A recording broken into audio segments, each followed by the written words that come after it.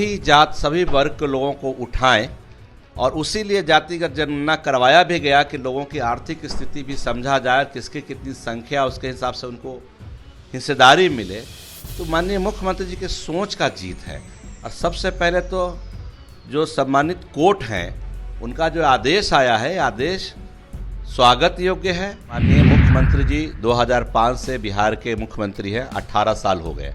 हम लोगों ने देखा है कि जो कहते हैं सो करते हैं। उनका काम रिजल्ट ओरिएंटेड होता है। अगर किसी चीज़ का शिलान्यास करते हैं तो उसका उद्घाटन का डेट भी फिक्स होता है। आप देख रहे हैं न्यूज़ फॉर नेशन में आपके साथ अभिजीत सिंह। जाति आधारित गणना को लेकर जिस तरह से पटना हाई कोर्ट के द्वारा जो फैसला आया है वो सरकार के हित में आया है। इसी पे बात करने के लिए हमारे साथ हैं जदयू के एमएलसी हैं रामेश्वर महतो जी। सर, कैसे देख रहे हैं, आपके हित में आ गया फैसला आप लोगों के?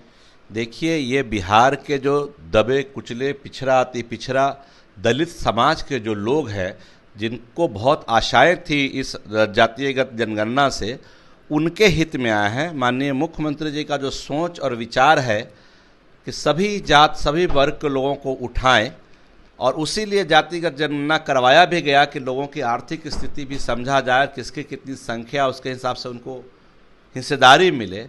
तो माननीय मुख्यमंत्री जी के सोच का जीत है। और सबसे पहले तो जो सम्मानित कोर्ट हैं उनका जो आदेश आया है, आदेश स्वागत योग्य है, बिहार के लोगों के हित में है। और इस तरह के फैसले को करके कोर्ट ने साबित किया है कि कोर्ट भी चाहती है कि जातिगत जनगणना हो, देश में हो। लेकिन अब सुप्रीम कोर्ट जाने की बात निकल कर आ रही है कि आप सुप्रीम कोर्ट जाएंगे इसको लेकर? बिल्कुल जाएंगे। जहाँ तक बिहार के जनता के हित की बात है, सुप्रीम कोर्ट तक भी जाने की जरूरत पड़ेगी तो जाया जाएगा। लेकिन अभी के आदेश तो यही है कि माननीय मुख्यमंत्री जी का जो सोच था, जो विचार था, जो उनका एक था कि भाई बिहार में सभी जाति सभी धर्म के लोगों का एक गणना हो और जहाँ ज़रूरत है उसके हिसाब से उनके उत्थान के लिए काम हो। इस सोच का, उनके विचार का, बिहार के गरीब दलित जनता का ये जीत है। लेकिन जिस तरह से जाति आधारित जनगणना पर रोक लगी थी, उस पर भारतीय जनता पार्टी लगातार कर रही थी कि सरकार अपने दलील ठीक से नहीं दे पा रहे थे। सरकार का मंशा ही नहीं था कि जाति आधारित जनगणना बिहार में। भारतीय जनता पार्टी अगर ऐसा कह रही है तो सबसे पहले तो मैं ये कहना चाहता हूँ कि बिहार के सभी पार्टी के लोग एकजुट होकर केंद्र सरकार के पास गए थे, जिसमें आदरणीय मुख्यमंत्री जी, उप मुख्यमंत्री जी, उस वक्त भारतीय जनता पार्टी के नेता थे, सब लोग मिल के गए थे और केंद्र सरकार से आग्रह करने गए थे कि देश में जातिगत जनगणना हो। अगर उनकी मंशा ठीक है तो पूरे देश में भारतीय जनता पार्टी का सरकार है देश में, वो पूरे देश में जातिगत गणना करवाए। कौन मना कर रहा है उनको करवाने से? यानी कि आप लोग कह रहे हैं कि अगर जिस तरह से बिहार में हो रही है जाति आधारित गणना पूरे देश में भी हो। मैं तो ये कहना चाह रहा हूँ कि ये केंद्र सरकार का काम था। जब केंद्र सरकार ने नहीं किया तब माननीय मुख्यमंत्री जी ने सभी पार्टी को एकजुट करके और बिहार के हित में, बिहार के लोगों के हित में जातिगत गणना करवाने का उन्होंने फैसला लिया और उसके लिए उन्होंने प्रारूप तैयार किया और काम शुरू भी हुई, लेकिन रुकवा दिया गया। ये भी भाजपाइयों का षड्यंत्र था रुकवाने का भी। लेकिन जो ये जीत हुई है, कोर्ट ने जो आदेश दिया है, वो बिहार के लोगों के हित में है। एक सवाल लेंगे, जिस तरह से जाति आधारित जनगणना कई 2 स्टेट और में हुई थी, लेकिन वहाँ पर प्रकाशित नहीं किया गया जाति आधारित जनगणना को, तो क्या लगता है बिहार में जो जाति आधारित जनगणना हो रहा है वो प्रकाशित किया जाएगा, लोगों के बीच में दिखाया जाएगा किस जाति में कितने लोग हैं?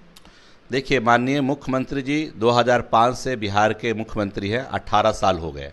हम लोगों ने देखा है कि जो कहते हैं सो करते हैं। उनका काम रिजल्ट ओरिएंटेड होता है। अगर किसी चीज़ का शिलान्यास करते हैं तो उसका उद्घाटन का डेट भी फिक्स होता है। तो जब उन्होंने शुरुआत की है जातिगत गणना की तो प्रकाशित भी होगा, बिहार के जनता के हित में होगा। लेकिन बीजेपी तो इस पर कह रही है कि जो जाति आधारित जनगणना हो जाएगा भी तो सरकार है इसको प्रकाशित नहीं करेंगे, वो अपने राजनीतिक फ़ायदा उठाएंगे किस जाति में कितने लोग हैं। पहले तो भारतीय जनता पार्टी के लोगों से हम ये आग्रह करेंगे कि बगल का राज है उत्तर प्रदेश, वहाँ करवाएं और केंद्र में उनकी सरकार है पूरे देश में करवाएं। वो क्यों निर्भर है बिहार सरकार पे कि बिहार सरकार रिपोर्ट को प्रकाशित करे? उनको ही चाहिए कि पूरे देश में जातिगत गणना करवा के प्रकाशित कर दे। उनका देश में सरकार है, उनको कौन रोक रहा है करने से?